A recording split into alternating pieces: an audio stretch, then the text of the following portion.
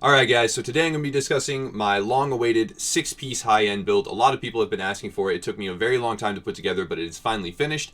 It will be using named items. However, every time I discuss one of the low drop chance named items that I'm using in the build, I will also discuss the possible alternatives and why you do not actually need it in order to make the build function. I'll discuss exactly what other pieces you could use in order to make a 6-piece high-end build competitive and functional in the Dark Zone. Now, I'll discuss all of my different pieces of gear. Again, I'll go over alternatives. I will then discuss my weapons. I'll move on to my character sheet, my talents, etc. And then I will kick it over to some live gameplay. Starting off with the holster, we can go to this Spec Ops version holster that I have utilizing the Nimble talent. Now, I'll demonstrate in some gameplay why I like this talent so much, and it pairs very nicely with Tac Advance, but this is open to suggestion, this is open to user preference. You can use something like Sturdy. There are a variety of holsters. Recovered works as well, where you will either regenerate health or become more tanky while in cover, and it's open to different users' preferences. Now, I have chosen to run Nimble. I think that's the most efficient, and it's very simple. Outside of that, you need as high main stats as possible in all 3 categories. You should try and find a holster, regardless of the talent, that has over 1250 in all categories. I was not able to do that. I have a little bit lower on the electronic side, but this is a DPS build with a significant amount of toughness, so that's not something that's essential. And then armor as a major attribute always. Now, Nimble is my favorite again, but most of the parts of this build are actually variable.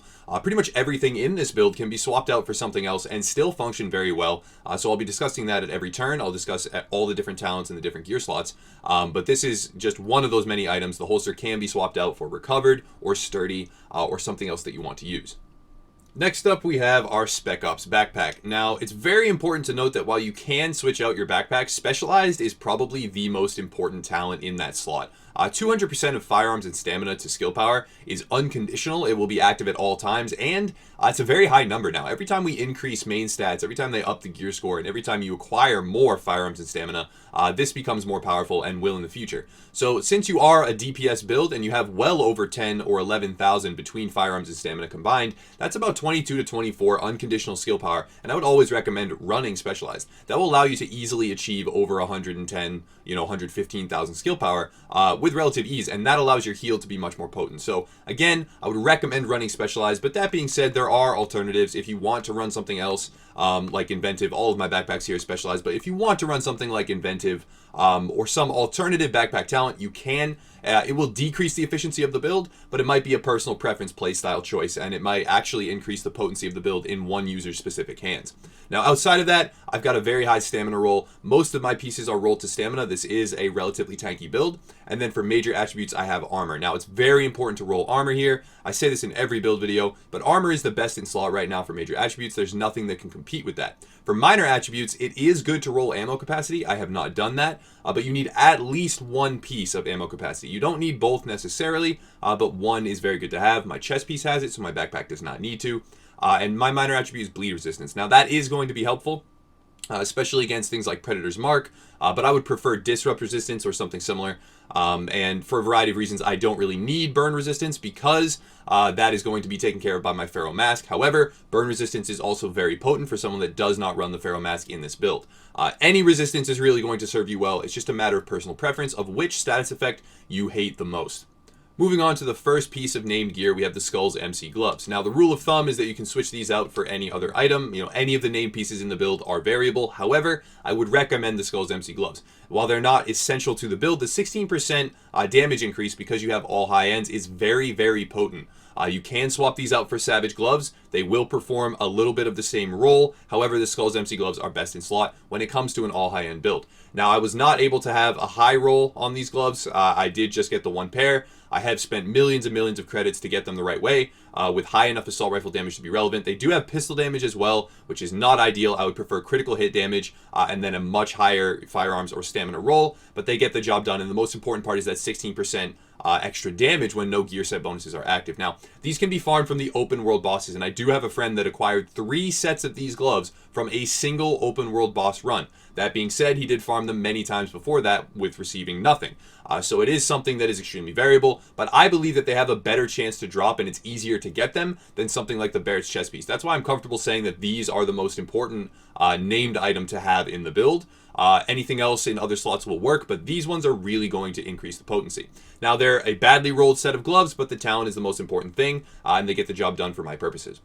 Next up, we have the Barrett's Bulletproof Vest. Now, it is not essential to have this item equipped. However, there are a variety of alternatives that perform different roles just as well. So you have the Rapid chest piece, which is very, very good and can perform a lot of the same responsibilities as a Barrett's Bulletproof Vest with survivability, with increased healing, with increased mitigation. You have the Vigorous chest piece. I do have some of these here. I have a Rapid chest piece, which will perform some of the same role responsibilities. You have the Vigorous chest piece, again, which will allow you to receive an overheal and is very, very potent, especially when you're in a team. I would recommend swapping out the Barrett's Bulletproof Vest for a Vigorous chest piece whenever you're operating in a squad. And then you even have something like Reckless, which can still perform some of the same responsibilities as the Barrett Bulletproof Vest with increased damage, etc., though you do increase the amount of damage that you take in. So the chest piece is extremely variable. I don't want to say that anyone needs to farm this from Lexington in order for the build to function, because it wouldn't be true. But it is something that is powerful, and I have opted to run it since I do have the Barrett's Bulletproof Vest on me. That being said, again, swap it out at will for anything else, especially in a group for the Vigorous chest piece, but it will perform some of the same roles, and some of the other talents are more efficient. Now, Barrett's Bulletproof is quite efficient when you are popping the right skills at the right time. I'm not really going to go over the talent, again, because it's something you can switch out at will, but it is quite potent when paired with Booster Shot, when paired with Pulse, anything that's instantly self-popped to trigger the bonuses that you need to trigger. And then I have rolled the chest piece for Firearms. It's a fairly low roll on that. I would prefer over 1200, but this is just what I got stuck with. And then I have Health and Armor as a major attribute. That is essential. That is the primary way to increase your toughness. Health and Armor is huge. It will boost your toughness by a tremendous amount, but the critical component is Armor. Now, that's something you really need to have on your chest piece. And then for minor attributes, I have Ammo Capacity. It's important to have on one piece of gear. Since I don't have it on my backpack, I need to have it on my chest piece. That will allow me to trade and have longer encounters in the Dark Zone, especially during PvP, and also not need to restock as frequently during PvE missions and stuff. Now, also outside of that, you will be using two different gun types. You're not going to be stuck to one thing like assault rifles, such as Alpha Bridge, like that pens you into one weapon type. That's not going to be the case with this build, so that's very helpful as well. But you do want ammo capacity in one slot at least. Moving on to my Pharos Oxygen Mask, it is important to note that this is a fun item to use, but it's probably not the actual best in slot for this build. The Oxygen Mask purely allows you to shoot your weapon and run while burning. It does not allow you to pop skills. It does not allow you to rifle butt. It's a lot less valuable than a lot of players think. That being said, if you're going up against a team of Firecrest users, it is quite strong. But moving on from there, the Tenacious Mask is a very viable alternative that may actually be better in a lot of situations. Percent weapon damage is very strong in patch 1.5. So Tenacious with 10% every time you use a medkit for 10 seconds, that's going to stack on top of everything else and create a very powerful DPS build. I would recommend running Tenacious for anyone that really, prioritizes their weapon DPS. But if you have a Pharos Oxygen Mask, it's not bad to run. It is quite fun to run and can, result in a lot of circumstances where you kill an enemy that's not expecting it, because they drop down an incendiary grenade or a turret, and they don't expect you to be able to kill them right through it. So it's a very fun mechanic to use, but not the best in slot. Now, outside of that, since I am choosing to run it, what you're going to prioritize for stat points is I have a high stamina roll. I have skill power in the major attribute slot. That's very important. You can switch that out for something like health or critical hit chance, but I've chosen to run skill power because it increases the amount of times I can pop my booster shot in a fight. And then for minor attributes, wherever applicable, you need to be getting enemy armor damage. This directly applies to PvP now, and it's actually a very under and overrated stat at the same time. If you don't have very much of it, it doesn't seem to have, very big of an impact. And a lot of players aren't prioritizing it, so they aren't seeing the real returns from having a large chunk of this. But when you pair as much enemy armor damage on your gear as possible with an assault rifle, you're going to start to see increased returns, especially against players that have prioritized armor in every slot. It becomes more efficient the more armor the enemies have, and you're going to see more of a return and a yield. So someone with a super tank build, and if you know that they have a super tank build, and then you spec into enemy armor damage exclusively, you're going to see increased rewards from that. So it's a very variable stat point, but it's very important to have enemy armor damage wherever possible on your gear. And the mask is one of those items that can roll that in that slot. Last up, we have the Shortbow Championship pads. Now, there's not very many knee pads that have a very valuable talent, especially for PvP, but these are one of the knee pads that do. That being said, it's a very low drop chance, and you have to farm a hard mode mission to get them. Also, these have actually spurred a little bit of controversy within our community because a lot of people are upset about the fact that you really can't dodge a grenade when thrown by a user that has Shortbow Championship pads. If thrown correctly, the grenade is essentially undodgeable. You will always take full damage from that grenade if the person has a skilled touch and can put it in the right place. Shortbow championship pads, the fuse time on grenades is reduced to 0.2 seconds. Now, that is a very important thing for PvP. However, again, it's not essential. You can switch these out for any other pair of high-end pads or any other pair of knee pads in general, since you won't be using any extra gear set pieces that have the best stat points. So since mine are bad, I have armor, I have a low stamina roll, they do have the talent, but they don't have enemy armor damage. I could switch them out for some other set of knee pads, such as these D3 FNC pads. They have a better stamina roll, they have a better armor roll, they have more enemy armor damage at 11%. That's very powerful. So I could easily switch out and use those D3 FNC pads to increase the baseline of my build. I would lose the ability to kill people with grenades, really efficiently. However, it would increase the overall baseline power of the entire setup and would be a viable choice. So again, these are not essential to the build at all.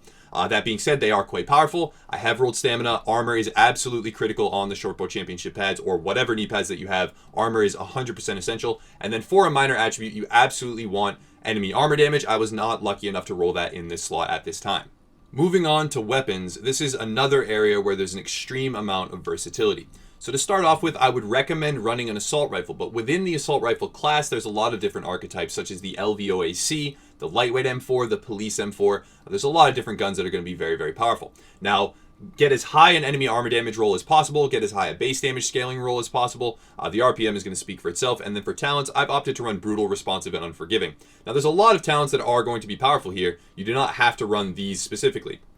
If you can get something like brutal, responsive, competent, or responsive, unforgiving, competent, those are all going to be very, very good. Vicious is another talent that can be used quite powerfully in a lot of builds. You can run something like Adept in the third slot, which increases crit chance every time you pop a skill.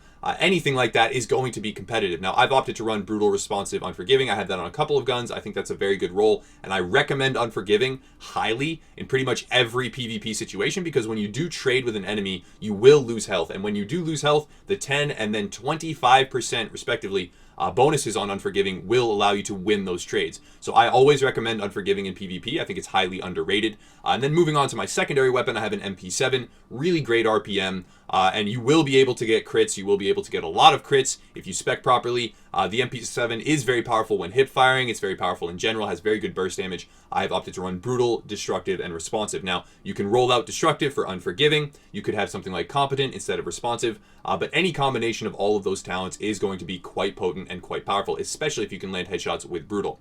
For your pistol, it doesn't really matter. I kind of have this 93R left over from a skill build that I did, and I never really use it. But if you have a pistol that has Harmful, that is going to do a lot of good for your PvP, especially. If you can bleed a target from far away, that will allow you to gain ground, and status effects, again, are extremely powerful in patch 1.5. Talking about my mods very quickly, all of my gear mods and then my performance mods, I have stamina with armor in every single slot except for one. As you can see, 2 in the chest, 1 in the mask, 1 in the backpack, and then down here in the knee pads, I have 1 firearms mod with armor. Now this is just to activate all of my gun talents. Certain gun talents require about 4790 to unlock, that's one of the highest. And if you have 4790, you will be able to unlock every single firearms talent, so it's important to get that. Now, you can spec beyond that to increase damage. However, that is a definite power spike, and once you've unlocked your gun talents, probably the most efficient thing to do right now is spec into stamina, is to spec into toughness to become a tank. So once you've unlocked your gun talents, and that's what I needed to do, I had 1 firearms mod here that allowed me to unlock them, you after that want to have all your points into stamina. Now, for all my different performance mods, I have performance mods with pulse critical hit chance. Now, I greatly prefer this. This is not something, though, that is going to benefit you in a lot of PvP situations. Since most people are running conceal, this is going to be situational. A very potent alternative to this is to swap it out for first aid self-heal. That will drastically increase the survivability that you have. That being said, if you want more damage, more burst damage, you can run Pulse Critical Hit Chance, and this will also translate very well to PvE. Pulse Critical Hit Chance in PvE is very, very powerful. However, in PvP, if mitigated or canceled out by a Scrambler Pulse that the enemy has, you're not going to get any utility out of it whatsoever. But if they do not run Scrambler, they are going to receive massively increased damage when you do pulse them, and your burst damage spikes significantly. Outside of that, for gun mods, it's very straightforward here. There is a best in slot modding guide out there by Marco Style, very, very well done. So I'm not going to go over all the different things. Just the most important is magazine size on your extended magazine in the mag slot. And then outside of that, you're going to want headshot damage wherever possible. Everywhere else on the gun, you want headshot damage, you want critical hit chance, And you can sacrifice accuracy, optimal range, or stability because it's relatively easy to control this gun, and you don't really need those. The best way to increase your DPS is headshot damage. For a scope, since I don't have one with just headshot damage, I have critical hit chance and then 6% headshot damage. So again, look for headshot in every single major attribute slot on your mods. The same goes for your secondary weapon. The same goes for my MP7. I'm going to be modding it basically the same way. I have an extended mag, I have critical hit chance, rate of fire. That's the best in slot for increasing DPS, especially on something like a sub. I have critical hit chance in the optic. I have accuracy on the muzzle, but again, I would prefer headshot damage. And I have critical hit damage in the underbarrel. Again, just speccing and increasing DPS at every turn. Moving on to skills, I pretty much run these in every solo play build that I do. And as soon as I'm in a team, it changes slightly. But Scrambler Pulse is absolutely essential in the Dark Zone. As you can see, since I have augmented this with Pulse Critical Hit Chance, with my low skill power, I'm still achieving 20% additional critical hit chance against pulsed enemies. So if a target does not have a counter pulse, they're going to be at a severe disadvantage. Moving on from there, I have Booster Shot, very important for the mitigation and the increased damage. This is a very bursty style of skill, and it's going to pair very well with the Bear's chest piece as well. So it doesn't heal for that much. If you do have something different in your mask slot, allowing for 30% extra healing when in the last health segment, this is going to spike again. If you do have first aid self-heal mods in your gear, this is going to spike again. I can't say it enough, but this build is extremely variable. It's more of a template and a guide on how to build and talking about different mechanics than it is saying that people should build this specific set of mechanics paired together. So Booster Shot is the best in slot though for heals, I believe, unless you are running a dedicated healing support build, in which case it changes dramatically. But for a personal build, for something like a DPS build, Booster Shot has a lot of utility now. And until they change that, until they change the way damage resistance works, I believe it's going to continue to be metagame material. Outside of that, for a signature, I always run Tactical Link. I typically run Recovery Link in solo play builds. However, in the instance of a DPS build, Tactical Link is going to be extremely powerful. Paired on top of a high RPM gun, and the fact that you have Skull's MC gloves, etc., and high base damage, and all these different mechanisms stacking on top of each other, Tactical Link is going to make you nigh unstoppable for the duration. You're going to be able to kill enemy agents right through a defensive signature, right through a personal heal, etc., with no problem at all, and I will demonstrate that in the video in a couple of seconds.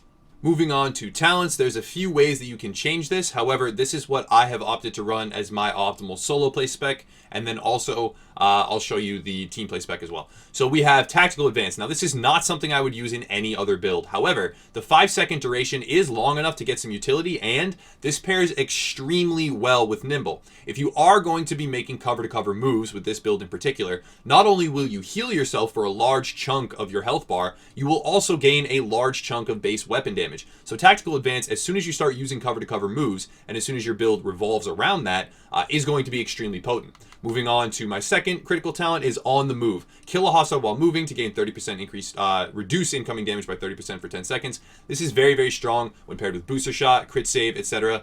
This is what's going to allow you to reach these Super Saiyan levels of toughness, of tankiness, in PvP encounters. It's not super reliable. You do have to land different shots. You have to kill targets, with a specific amount of timing. However, when you do it properly, you can survive a lot of incoming damage, and that's why some solo builds now are extremely potent. One is None, headshot a hostile to have a 50% chance of not consuming the bullet. Very, very good, but it does jam your weapon. So an easy alternative to that is Strike Back. I would recommend switching out Strike Back to anyone that isn't confident in landing headshots, and anyone that doesn't like when their weapon jams, because it is possible, again, for that to happen. If you're frequently reloading, I believe that glitch takes place specifically when One is None procs and you reload at the same time. Now what that does is makes it so you have to switch back and forth between your weapons. You can lose utility in a fight, so Strike Back is a great alternative. Now outside of that, if you are going to run in a team, you immediately need to switch to Combat Medic. You need to swap out something like Strike Back immediately for Combat Medic, and then Tactical Advance can go. You can remove Tactical Advance for Triage, or you could remove On the Move for Triage. Either way, Triage in a squad of especially 4 players is going to be essential. It's going to decrease your cooldowns dramatically, and it's something that you should be running. Now, I really like Tac Advance, so in this situation, I would opt to switch it out On the Move instead and keep Tac Advance because it pairs so nicely with Nimble. Scrolling through my character sheet very quickly, you're going to notice that I have a very high base health pool, over 200,000. This allows me to sustain myself through grenades, through large amounts of burst damage when an enemy does start to land headshots, etc. And it is something that's extremely valuable, especially in PvP. For my weapon stats, for critical hit chance, I have a base of 18%. Now, outside of that, I will be augmented by an additional 20% when pulsing. So this is very, very powerful. I'm achieving almost 40% critical hit chance with an assault rifle against pulse targets, and my critical hit damage is actually at 85%, headshot damage at 62. So when you are getting crit headshots with this build, it's extremely potent, and you will be getting a lot of them against anyone that doesn't prioritize Scrambler Pulse to counter that and to conceal themselves from your pulse. Now, moving on after that, I am going to show all of my different stat points for anyone that's interested. There's a couple more key ones. We can go down here and see armor at 52.76. About 52 to 53 is the sweet spot. You can achieve this relatively easily by having armor on all your gear pieces and on all your mods. This is what pretty much every build right now is sitting at, without the addition of high-end talents like robust or sturdy. And if you do use the sturdy talent on your holster, you will be able to achieve much higher than this. And you also, in paired up with the Barrett chest piece, will be able to achieve much higher than this when both your skills are on cooldown. So not only will you be getting the bonus from booster with the mitigation, you'll also be getting the Barrett's bulletproof bonus, 10% increased armor on top of this, which will bring you up to about 56 to 58%. And then if you use the sturdy holster in tandem with that, you can achieve some really high armor mitigation numbers. It's very important to note that, again, that this build is very, very variable. You can change a lot of things, and a lot of the different mechanisms that work well together and synergize will also synergize in different ways as soon as you swap one piece. Now I'm going to mouse over all the rest just to make sure if anyone's interested. And now I'm going to kick it over to some live gameplay and demonstrate all the different, impacts of the build. Alright, so here we go with some solo gameplay, going rogue, demonstrating the DPS of the build and various mechanics. When I do snapshot, as you can see here, I do massive amounts of damage, especially when the target is stationary. Landing headshots is critical to this build. You'll have massively increased DPS anytime you can do that. Now, this build is capable of trading with pretty much any other build when snapshotting correctly. And another reason why is the Skull's MC Gloves. If I had to pick one of the named items and say that that is the most critical component that you need to try and find first, I would say Skull's MC Gloves, because the 16% unconditional weapon damage is very, very strong, especially when paired with the right talents. All the different percent weapon damage bonuses stacking on top of each other, including the Skull's MC Gloves, will allow you to outtrade with Alpha Bridge builds. It is possible to do. Now, it's not a sustained damage competitive nature. You're not going to be able to outtrade them constantly for the entire duration of the fight. But if you pick your bonuses and you get the advantage, whether it be positional or timing-wise, you are going to be able to outtrade them. Now, it's very, very fun to use. It's a build that I haven't seen very many players run. Now, I would like to give a very big and specific shout out to Sir Grumpsalot, because that's where I actually learned a lot about specifically the nimble holster. Now, right here, I want to show something. When you do a cover-to-cover move, even if you go down, you can self-revive with the nimble holster. It's a very cool mechanic. Now, as you can see, I did go down again there while demonstrating, but you can self-revive with the nimble holster, and it's very, very, very strong. I did learn about this from Sir Grumpsalot, and I would like to put a link in the description down here to his channel. I urge everyone out there to check it out. It's really solid content. Now, as you can see there, when you do attack advance, you are getting not only health, but increased damage. When you do a longer attack advance, and you will be trying to do this from time to time, you get hugely, vastly increased damage. 452 on the primary DPS meter, well over 500,000 on the toughness meter. This build can outtrade a lot of other builds. You can win in 2v2s, 3v3s, 3v1s even. Like, I've got a lot of different clips from the live stream especially, where this build outperformed what even I was expecting. Now, again, I wanted to make sure that everybody knows Sir Grumpsalot, was the one that taught me about the nimble holster. I really never would have taken a second look at this, and he actually did have a high-end build a long time ago that was outperforming even this one, I believe. So do check out his content. Again, it is linked in the description to his Twitch channel. It does a lot of really awesome stuff. Now, every time you're attack advancing, you get massively increased damage. Your booster shot, again, also helps.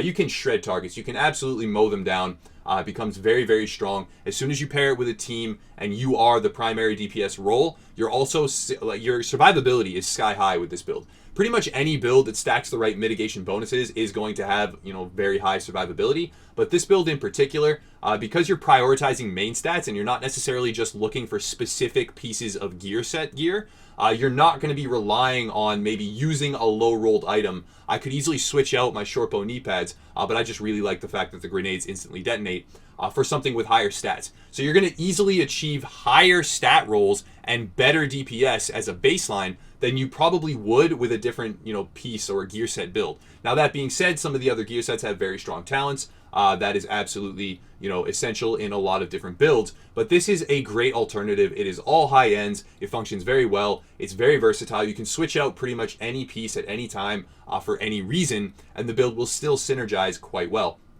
I'm not sure if it's my new favorite. I definitely won't tag it with the best PvP build that I've come up with title, because I don't think it deserves it, but it is very, very strong. And I know a lot of people are just looking to break away from the metagame. I know I myself, I kind of have a bad taste in my mouth when everyone starts to run the same thing, because then I feel like I don't really want to run that. Maybe it's just subconscious, it's just built into me. I don't really want to run what everyone else is running, so I've stopped running Alpha Bridge, and this is an alternative to that allows me to trade with players running Alpha Bridge, to out DPS them in a lot of circumstances, especially with the Pharos mask. If you can acquire one, it's really fun to use. You can surprise a lot of people, by running right through their fire and then just, gun DPS them down without them ever even knowing what hit them. It's a very, very fun build. But again, it's not required to have that mask. I don't want to deter anyone from watching the build videos because I'm using pieces of these, these low drop chance named gear pieces. I don't want to deter people from watching because they feel like they can't get those. So again, just to make sure that I've underlined it and put an exclamation point at the end, you do not need those. You can switch those out for pretty much any other bonus. Their rejuvenated masks are very, very strong. Tenacious masks are very, very strong. Vigorous chest pieces, rapid chest pieces. And there's a lot of players in our community. A big shout out to Jazz UEG for putting together a variant of this build that works very, very well. He was doing a lot of amazing stuff with it, and it was really cool to see. So keep on keeping on, guys, on the Facebook page. I love to see the different build feedback and advice and, compositions and theory crafts. I hope to see many more. And I am going to go down here. While on fire, I can still DPS, and that's really fun. But you do die. You can't take on a legion of enemies and live all the time. You do have to be careful. So that's going to wrap it up for this high-end build. Thank you so much for watching, guys. Please check out our Facebook community.